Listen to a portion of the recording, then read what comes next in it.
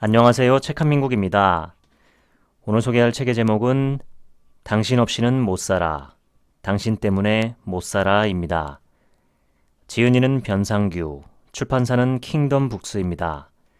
책값은 13,000원, 총 페이지 수는 223쪽, 초판 1쇄는 2014년 4월 15일입니다.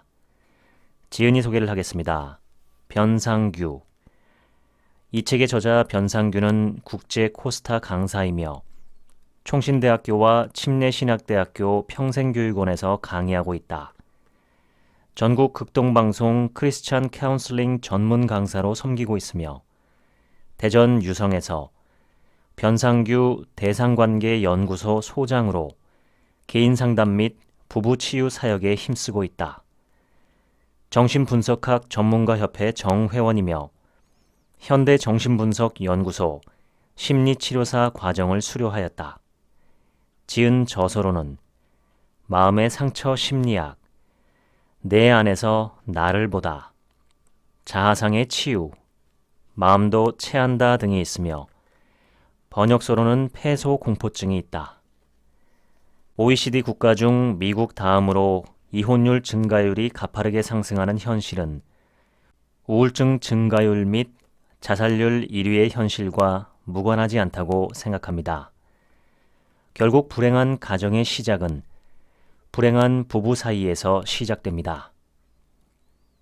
저는 행복의 가장 최소 단위를 이렇게 잡고 싶습니다.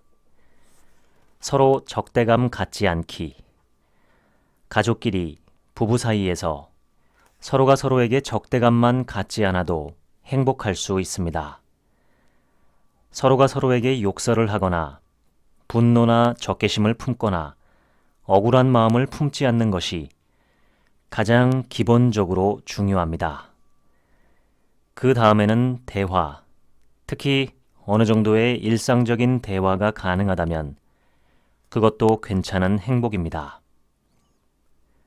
무슨 운명의 장난처럼 사랑했던 그녀와 헤어졌고 나는 다른 여인과 결혼하게 되었다. 세월이 흐르고 우연히 사랑했던 그 여인이 잘 못 살고 있다는 소식을 접했을 땐 가슴이 아플 것이다. 그리고 우연히 사랑했던 그 여인이 너무 잘 산다는 소식을 들었을 땐 배가 아플 것이다. 그런데 만약 사랑한 여인과 지금 현재 같이 살고 있다면 머리가 아플 것이다. 이것은 농담으로 치부하기엔 부인하지 못할 진실이 들어 있습니다. 결혼은 연애의 무덤이기도 합니다. 프랑스 속담에서 바다에 나갈 때는 한 번 기도하고 전쟁에 나갈 때는 2번 기도하고 결혼할 때는 3번 기도하라는 것처럼 결혼은 우리 인생에서 가장 중요한 선택인 것입니다. 보통 결혼을 왜 하느냐 물으면 사랑해서 한다고 말합니다. 그러나 저는 사랑은 명분에 불과하다고 생각합니다. 사랑이 명분이라면 도대체 왜 결혼을 하는가? 답은 하나입니다. 바로 뭔가 상대에게 덕보기 위해 결혼한다는 것입니다. 그런데 그래서 불행해집니다. 뽕밭에 가야 임도 보고 뽕도 딴다는 말처럼 결혼도 하고 뭔가 덕도 보려고 했는데 그 덕 보는 것이 내 마음대로 되지 않을 때 그 기대치가 여지없이 무너질 적에 상대 배우자에게 분노하고 탓하고 소리치고 함부로 대합니다. 그래서 저는 주례사에서 언제나 그 이야기를 꺼냅니다. 결혼식은 서로가 서로에게서 덕 보려는 마음을 포기하기로 결심하는 날입니다. 배우자에게 덕 보려는 이야기는 남의 이야기가 아니라 바로 글 쓰는 저 자신의 이야기였습니다. 제 친구의 소개로 아내 될 여자를 만나게 되었는데 저는 그 당시 가난한 대학원생이었고 아내는 직장 생활을 하던 중이었습니다. 어느 날 저도 모르게 스포츠 매장 앞에서 멋진 운동화를 보며 이거 괜찮은데? 라고 하는데 아내가 물었습니다. 저 운동화 마음에 들어요? 그럼 사요. 제가 사드릴게요. 그날 마음이 아내에게 확 끌리게 되었습니다. 뭔가 이 여자를 만나면 평생 돈 고생하지 않고 내가 하고 싶은 공부를 하며 살게 되지 않을까라는 희망을 갖게 되었습니다. 지금 생각하면 드디어 덕볼 만한 사람을 만났구나 라고 생각한 것 같습니다. 결혼을 하고 3일째 되는 날이었습니다. 직장에서 돌아온 아내가 나에게 할 말이 있다는 것입니다. 나 그간 너무 힘들었거든. 이제 결혼도 했으니 직장 그만두려고요. 그 일 이후로 아내와 정말 돈 문제로 자주 다투었던 것 같습니다. 생활이 힘들 때마다 저는 맞벌이를 하자고 권했고 아내는 몸이 힘드니 그런 걸 자기에게 강요하지 말라고 하니 그야말로 저의 입장에서는 덕보려고 한 결혼의 기대치가 완전히 무너지게 된 것입니다. 결혼 생활을 통해 어느 정도 상대에게 덕을 보려는 마음이 나쁜 마음은 아닐 것입니다. 그러나 그 마음 때문에 지금도 얼마나 많은 부부들이 서로를 원망하고 다투는 원인이 되는지를 생각한다면 지금이라도 결혼을 통해 상대에게 뭔가 덕보려는 마음을 버리고 오히려 돕는 배필의 마음으로 살아야 합니다. 나이가 많든 적든 상관없이 모든 남편들에게 아내는 새엄마입니다. 그리고 역시 모든 아내들에게 남편은 새아빠입니다. 우리는 모두 어린 시절 자신의 부모님에게 완벽한 이미지를 투사하며 살았습니다. 모든 남자의 인생에서 최초의 이성은 당연히 어머니입니다. 그래서 모든 아들들은 그 어머니에게 완벽한 이미지를 투사합니다. 사실 일반적으로 대부분의 어머니들은 어린 시절 자신의 자녀에게 사랑을 주고 모성애를 베풀어 줍니다.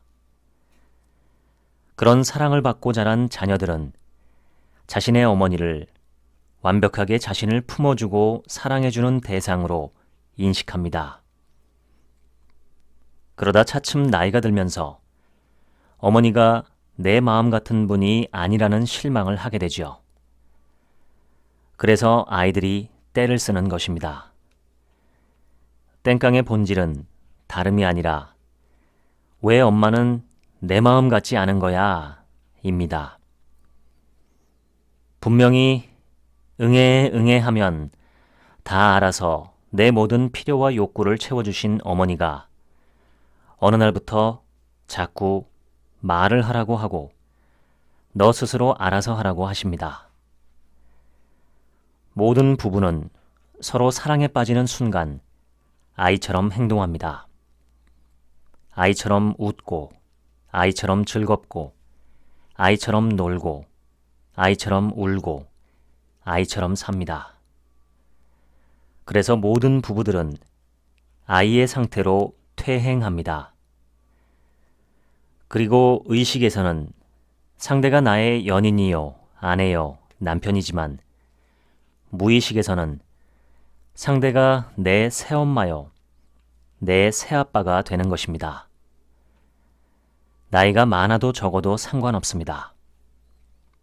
일단 사랑하고 결혼하면 상대는 내 새로운 부모가 되는 것입니다. 행복한 결혼이란 바꿔 말해 만족한 결혼일 텐데 그런 만족한 결혼 생활은 서로 대화와 양보를 통해 서로의 욕구를 끊임없이 조율해 나가는 융통성의 능력에 달려 있습니다.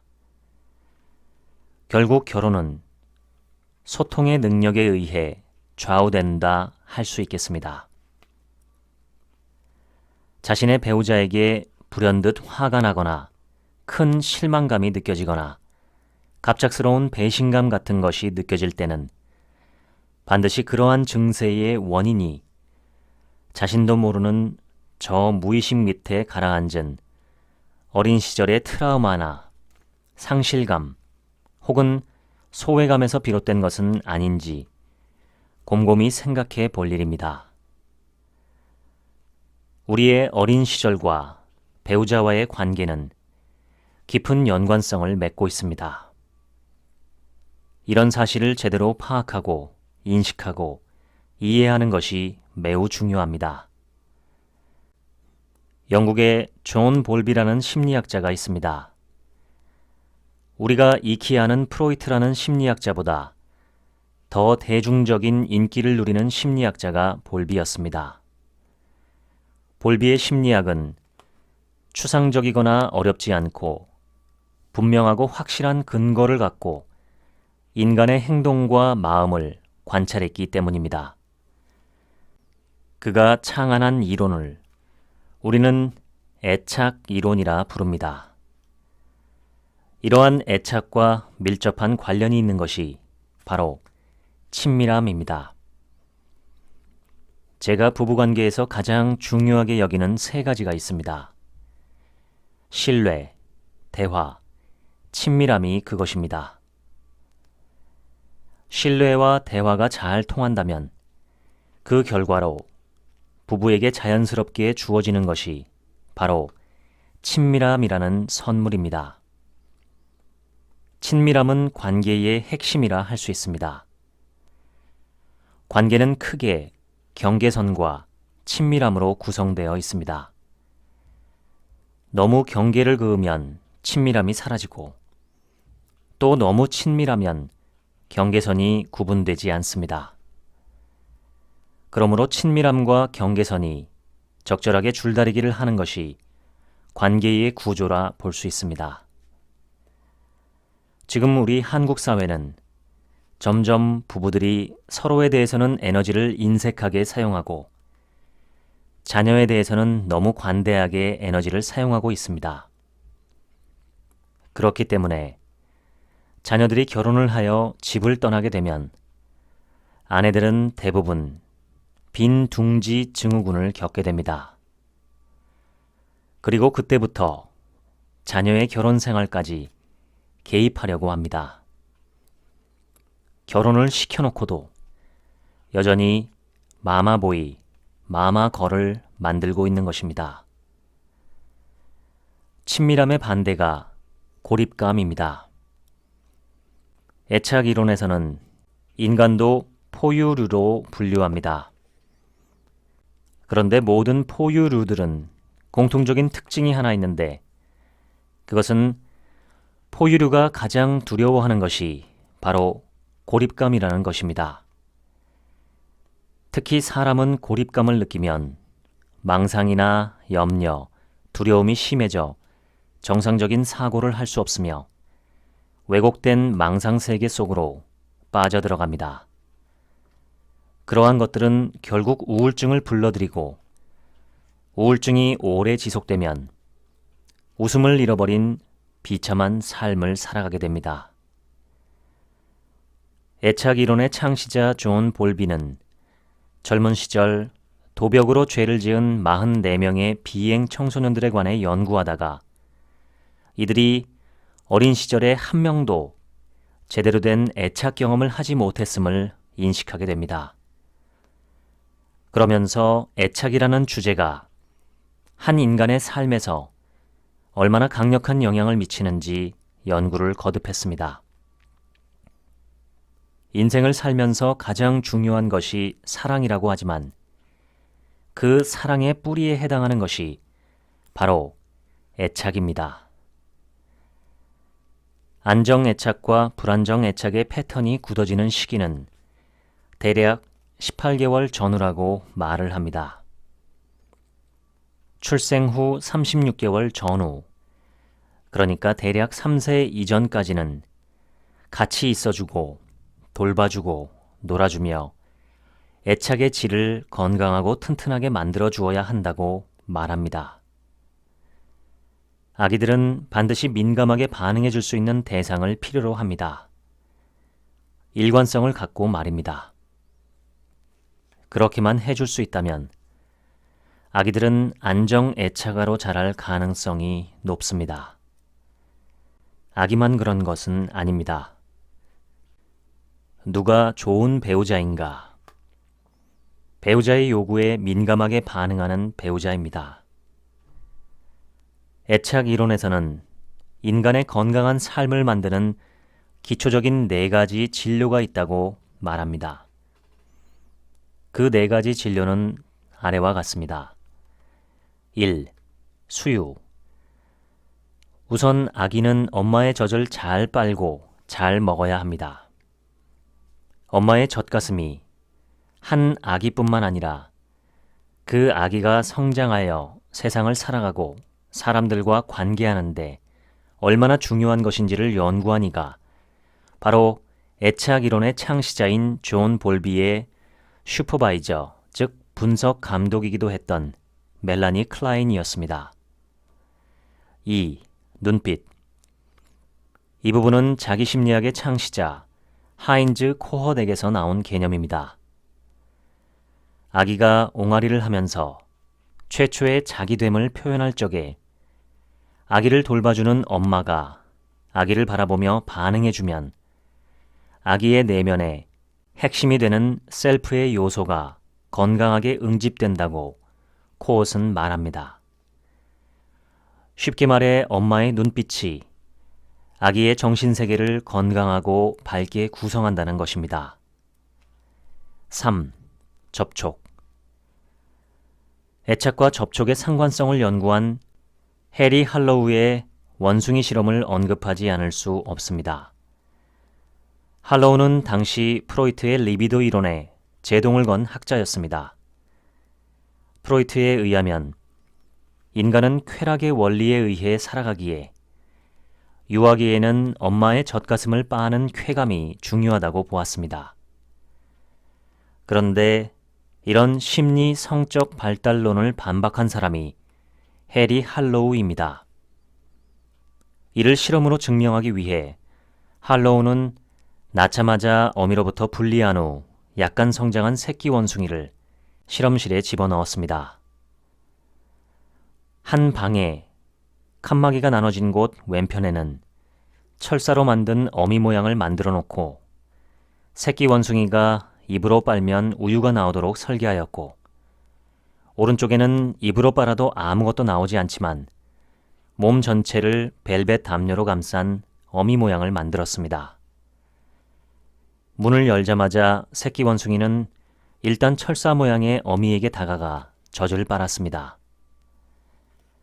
그러나 아주 몇 초간 철사 어미에게 달라붙어 젖을 빨던 새끼 원숭이는 입안이 만족되자마자 즉시 오른쪽으로 넘어가 담요로 덮인 가짜 어미에게 16시간 이상을 달라붙는 실험을 보여주었습니다. 할로우가 이 실험에서 보여주고 싶었던 것은 인간도 포유류이기에 젖을 갈망하는 욕구만큼, 아니 혹은 그 이상으로 접촉의 욕구가 강렬하다는 것을 증명한 것입니다. 4. 엄마 냄새.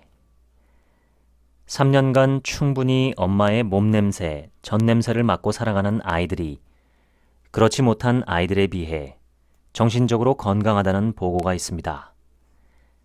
인간은 포유류인데 포유류들의 특징은 자신을 낳아준 어미의 냄새를 본능적으로 각인한다는 것입니다.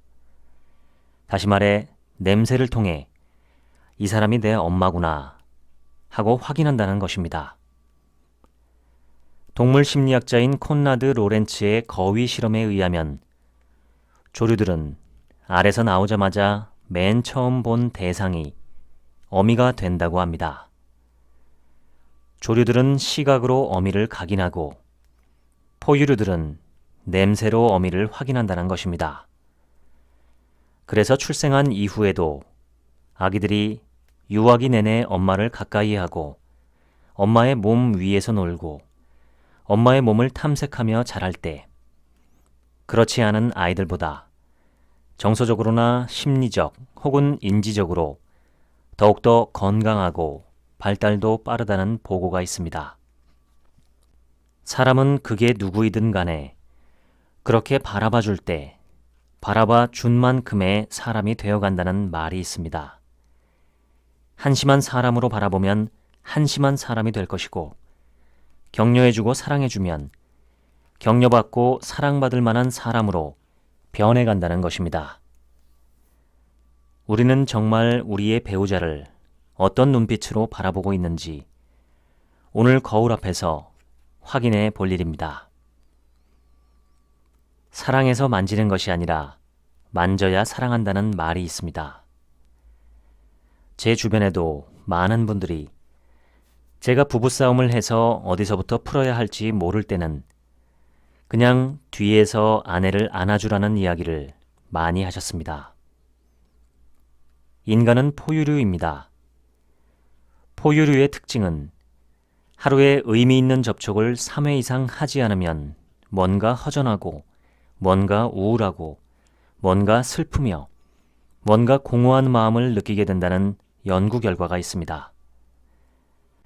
부부가 서로 섹스를 하지 않는다고 해도 신체 접촉, 안아줌이나 가벼운 안마나 마사지 등을 자주 하는 부부는 부부 사이에 큰 문제가 없다고 해도 과언이 아닐 것입니다. 만지지 않고 키운 자녀는 존재하지만 존재감이 없는 것처럼 만지지 않는 부부는 분명 부부로서 존재는 하지만 서로 존재감은 없는 것입니다. 남편과 아내가 서로의 몸을 안아주거나 마사지 해주면서 서로만의 독특한 냄새를 공유한다는 것은 부부만의 특별한 권리라고 생각합니다. 그런 냄새는 향수가 대신해 줄 수 없는 독특한 체험입니다. 사람은 누구나 자신만의 자존심을 갖고 삽니다. 그리고 이 자존심이 상하면 눈에 보이는 것이 없을 정도로 화가 나도록 되어 있습니다. 사람은 누구나 어느 정도 자기를 사랑하는 나르시시스트입니다. 그래서 사진을 찍으면 잘난 인물이 아니어도 우선 내 얼굴부터 확인합니다. 그만큼 사람은 자신만의 자의식 속에서 세상을 살아갑니다. 부부가 서로 성관계 횟수가 줄어들 수는 있어도 대화의 횟수가 줄어든다는 것은 부부관계에 심각한 빨간불이 켜진 증거라 볼 수 있습니다. 사실 상담을 해보면 가장 무서운 성격 유형이 있는데 그 중에 하나가 바로 평소에 말이 없고 책임감이 강하고 착하기만 한 사람들입니다. 이런 사람의 성격 유형은 사회에서는 좋아할지 모르지만 가정생활에서는 아주 위험한 위험군에 속합니다. 언제 터질지 모르는 시한폭탄 같은 문제를 갖고 있기 때문입니다. 싸우는 부부들을 보면 서로에 대한 애정이 없어서 그런 것은 아닙니다. 다만 그 애정의 기준이 너무 자신의 기대치에만 좌우된다는 것이 문제입니다. 즉, 네가 나를 사랑한다면 이렇게 사랑해봐, 혹은 이렇게 사랑해야만 된다라는 기대치 말입니다. 그런데 이렇게 사랑하는 것이 옳아라고 주장할수록 상대는 소외감을 느낄 수밖에 없습니다. 왜냐하면 사람은 누구나 다 자기 자신이 있는 그대로 수용받기를 바라는 욕구가 있기 때문입니다. 자존심이 강한 부부들은 각자 서로에게 상처를 주고 있으며 그 상처로 인한 고립감과 소외감을 느끼며 살아갑니다. 서로 말을 안 하면 겉으로는 평화롭겠지만 심장 박동수를 조사해보면 심장이 분노로 뛰고 있다는 보고가 있습니다. 즉, 긴장하고 있다는 겁니다. 결국 이런 부부는 어쩔 수 없이 한 집에 살지만 너는 너, 나는 나 방식으로 살아가자고 하는 암묵적인 동의하에 서로 각자의 삶을 살아갑니다. 중년기에 이런 부부들의 모습이 많습니다. 얼핏 보면 홀로서기를 하는 것 같이 보이지만 사실은 서로를 외면한 채 그 그 잘난 자존심을 지키기 위해 홀로 서는 척하는 모습을 보이는 것입니다. 불행한 부부들을 관찰하다 보면 그들이 하나같이 순진하고 서로에게 의존적이며 너무나 결혼에 대한 낭만적인 환상이 많다는 것을 알 수 있습니다. 의존적인 사랑의 표현은 이것입니다. 나는 당신 없이는 못 살겠어요. 아직도 가야 할 길의 저자 스캇 팩 박사는 이런 사랑이야말로 기생충의 사랑과도 같다고 혹평했습니다. 너 없이는 살 수 없다는 말은 아주 위험한 발상이라는 것이죠. 시간이 지날수록 진정한 사랑이란 이런 것이라고 말합니다. 나는 당신을 사랑해요. 그러나 저는 당신이 없어도 살 수 있어요. 당신이 싫거나 나빠서가 아니라 당신 없이도 살아갈 수 있을 만큼 저는 제 인격을 독립적으로 만들고 싶어요. 그리고 그런 인격으로 당신을 사랑하길 원해요. 심리학자 칼 융의 말처럼 사람의 나이 40이 넘으면 이미 인생의 오전, 즉 전반전을 접고 인생의 오후, 후반전에 들어선 것입니다. 인생의 오후에는 자신이 믿는 신이나 절대자 외에는 그 무엇도 의존해서는 안 된다는 원칙을 스스로 세워놓는 게 좋습니다. 왜냐하면 만난 사람은 반드시 헤어진다는 회자정리라는 사자성어처럼 그렇게 의존하던 것들이 나중에는 에별리고의 고통이 되기 때문입니다. 에별리고란 불교에서 나온 말로 사랑하기에 헤어지는 이별의 고통을 말합니다. 스님들은 그런 고통에서 벗어나기 위해 산속에 들어가 모든 일체의 인연을 끊고 살아가려 합니다. 배우자가 별거나 이혼이나 병이나 죽음으로 어느 날 나를 떠났다고 해도 나는 여전히 홀로 서 있을 수 있습니다.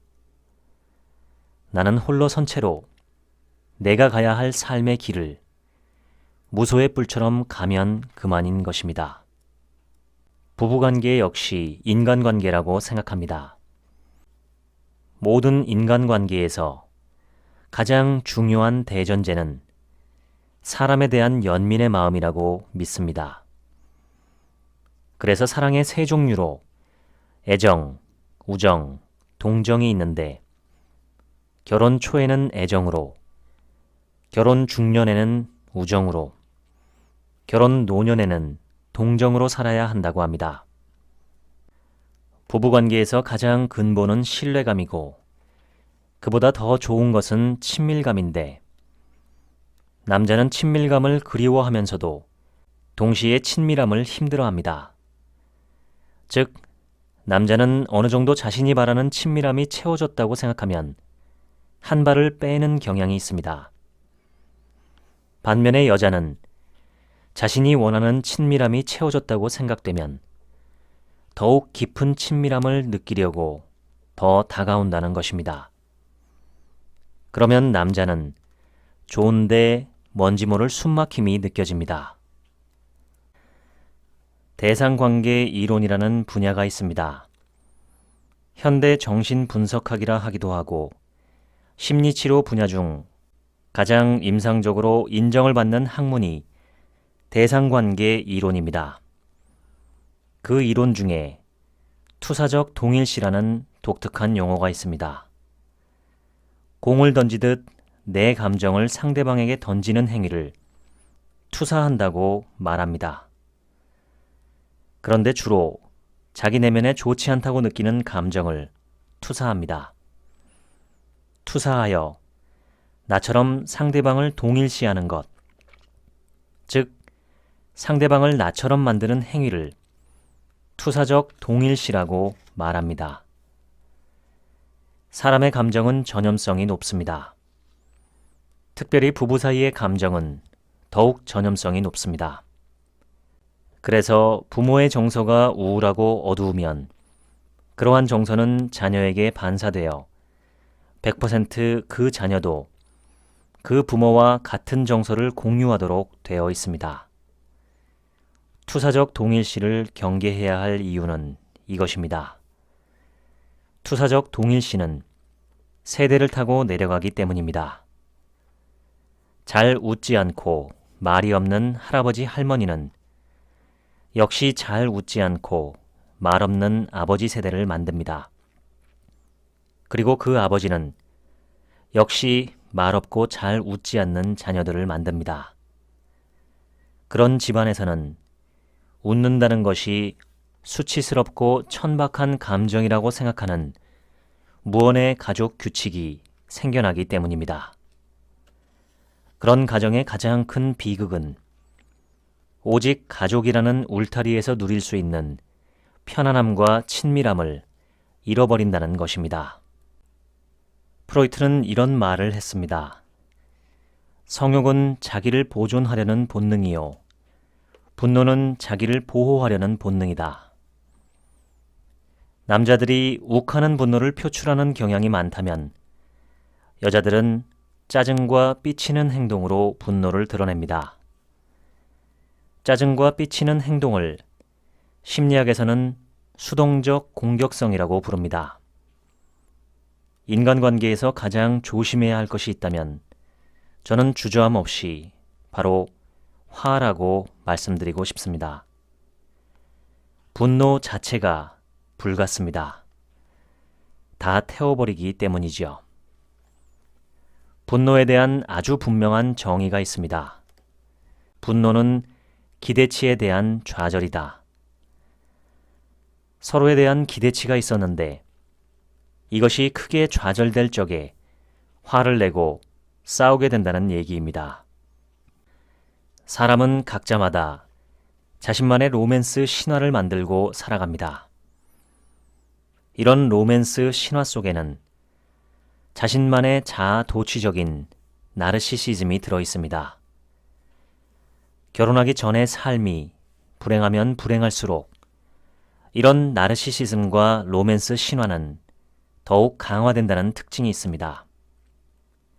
그렇게 되면 기대가 크면 실망도 크다는 말처럼 결혼에 대한 실망이 눈덩이처럼 커져 나중에 원망과 분노와 냉소로 점철되는 비극적인 결혼으로 전락하고 마는 것입니다. 현실에 만족감이 없는 사람, 현실이 불만인 사람, 현실에서 좌절이 큰 사람일수록 그러한 현실에 대한 반동 형성으로 더욱더 환상적이고 이상적인 결혼과 이상적인 배우자를 꿈꿉니다. 남자와 여자는 무엇보다 서로가 다르다는 사실을 반드시 기억해야만 합니다. 남녀가 서로 사랑을 하게 되면 반드시 이런 착각을 하게 됩니다. 우리는 하나야. 당신은 내 마음 같을 거야. 우리는 말하지 않아도 아는 사이예요. 그런데 결코 그렇지 않습니다. 그런 감정이 교류할 수 있는 것은 교제하고 1년 정도뿐입니다. 말을 안 하고 상대가 내 마음을 다 알아야 한다는 것은 착각 중에 착각입니다. 사랑은 여러 가지로 정의될 수 있지만 무엇보다 내가 선택한 상대방을 통해 나라는 존재가 있는 그대로 수용되는 경험입니다. 그렇게 수용받을 때 누구든 상대는 더 이상 나와 다른 객체로서의 상대가 아니라 내 마음 같은 존재로 인식되는 것입니다. 한 여학생이 울면서 저를 찾아온 적이 있었습니다. 결혼을 약속한 4살 연상의 오빠와 3년을 사귀었는데 오빠가 프로포즈를 한 날 부모님에게 허락을 받고 1박으로 여행을 같이 갔다고 합니다. 그런데 오빠가 밤늦게 차로 집에 데려다 주며 꼭 듣고 싶은 말이 있는데 해달라고 부탁하였습니다. 지금 자기를 만나기 전에 남자들과 어디까지 갔는지 알고 싶고 그걸 알고 싶은 이유는 진심으로 그런 일이 있었다고 해도 다 용서하고 다 마무리하는 마음으로 여자를 대하고 싶어 그랬다는 것입니다. 순진한 이 여학생은 덜컥 전에 사귀던 남자들과 잠자리를 했던 이야기까지 눈물 콧물 흘리며 곧 결혼할 남자친구에게 고해성사를 하고 말았습니다. 그날은 오빠가 괜찮다고 다 그럴 수 있다고 안아주어서 너무나 감격하고 고마워서 더 울었고 정말 하나님이 보내주신 남친이라 믿으며 감사했다고 합니다. 그런데 결혼 전에 집도 보고 가구와 물건도 보러 다니는데 사소한 말다툼이 벌어지면 그때마다 오빠가 자신이 눈물로 고백했던 이야기를 계속 들춰낸다는 것입니다. 저는 너의 순진함이 모든 걸 망친 것이라고 했습니다. 오빠는 교회를 다니는 사람이라 흔히 말하는 혼전순결을 지키며 살았다고 합니다. 그런 오빠들이 무서운 것은 자신은 혼전순결을 지켰기에 여자에게도 그런 순결을 강요한다는 것입니다. 그래서 자기 여자친구에게 혼전 관계가 있음이 드러나면 계속 집요하게 묻는 변태 같은 습성이 있다고 말해 주었습니다. 아니나 다를까 오빠가 툭 하면 너 어디까지 갔니? 어떤 체위를 했었니? 하며 상상하지도 못한 말로 추궁을 한다고 했습니다. 결혼에 대한 환상 자체가 나쁜 것은 아니지만 결혼을 하면 모든 것들이 자기 방식대로 이루어져 행복할 것이라는 생각에는 반드시 브레이크를 걸고 싶습니다. 결혼 전의 착각은 일찍 깨뜨리면 깨뜨릴수록 좋습니다. 인간의 뇌는 크게 구뇌와 신뇌로 구분할 수 있습니다. 뇌를 연구한 학자들에 의하면 지구상에서 가장 뇌가 발달한 고등동물은 여자라고 합니다. 남자는 구뇌 중심의 삶을 살아가고 여자는 신뇌 중심으로 살아간다고 합니다. 남자들은 주로 구뇌 중심적인 삶을 살아가는데 구뇌의 특징은 본능과 생존과 안정감입니다. 남자들은 여자에 비해 본능적입니다. 배고프면 이성을 잃어버립니다. 성적으로 흥분하면 어쩔 줄을 모릅니다. 남자가 본능적인 면에 굶주리면 한마디로 눈에 뵈는 게 없습니다. 남자들은 대부분 하루 종일 본능에 몰입합니다. 먹고, 싸고, 자고, 쉬는 것에 목숨을 거는 자들이 바로 남자입니다. 남자는 확실히 여자보다 본능적인 면이 강합니다. 여자보다 남자들의 생존 욕구가 더 강하며 누군가를 대할 적에 친밀함보다 경계심을 더 나타냅니다. 여자들은 대부분 사람을 믿는 편이지만 남자들은 대부분 의심하는 편입니다. 여자의 뇌는 남자와 다릅니다. 첫째로 여자는 먹는 것보다 관계를 중요하게 생각합니다. 그래서 여자들은 관계가 틀어지면 식사를 못합니다. 둘째로 분위기를 중요하게 여깁니다. 여자들은 분위기를 먹고 마십니다. 셋째로 아이들을 중요시합니다. 넷째로 여자만의 가장 큰 특징은 바로 호기심입니다. 성경의 최초의 여인 하와도 호기심이 충만한 여인이었습니다. 선악과를 따서 자기만 먹은 것이 아니라 남편 아담까지 먹게 한 것입니다. 그리스 신화에 보면 판도라의 상자를 연 사람도 역시 여성이었습니다. 여자는 호기심이 남자보다 많습니다. 그래서 여자들은 항상 신상을 좋아합니다. 남자의 큰 특징 중 하나는 여자보다 더 목적지향적으로 생각하고 말한다는 것입니다. 그래서 대화를 해야 할 목적이 없으면 말을 안 합니다. 여자들은 말을 해야 하는 이유가 있어서 말하는 것이 아니라 말을 하는 과정 속에서 친밀함을 확인하고 재미를 찾는 특성이 있는데 남자는 여자만큼 그런 능력이 따라주지 못합니다. 남자는 해결지향적으로 말하고 여자는 공감지향적으로 말합니다. 남편들은 아내가 말하는 내용을 반드시 해결사처럼 해결해야 한다는 전제가 항상 깔려 있기에 아내가 무슨 말을 하면 항상 이렇게 말을 합니다. 결론이 뭔데? 내가 뭘 해주면 되는데? 남자들은 대화할 때 아주 친한 경우가 아니라면 자기 이야기를 거의 하지 않습니다. 남자의 대화 방식 중 하나는 자기 얘기를 남 얘기처럼 한다는 것입니다. 반면 여자는 남 얘기도 자기 얘기처럼 합니다.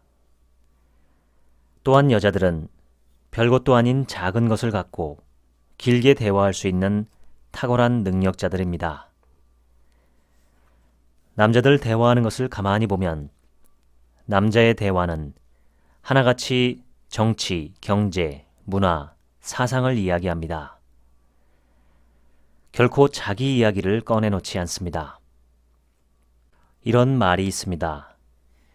40대는 지식의 평등이 온다.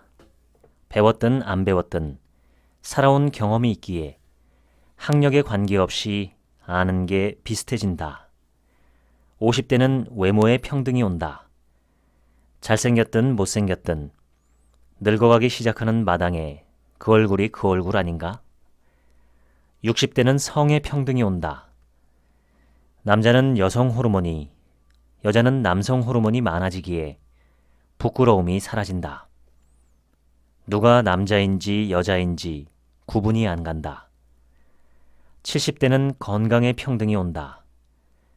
평소 운동한 사람이나 운동 안 한 사람이나 몸이 망가지기 시작하고 비슷비슷한 질병이 있다. 80대는 재물의 평등이 온다. 돈이 많은 부자거나 가난하거나 돈이 있어도 쓸 수 없는 때이다. 먹고 싶어도 먹지 못하고 여행을 원하나 거동이 힘들어진다. 90대는 생사의 평등이 온다.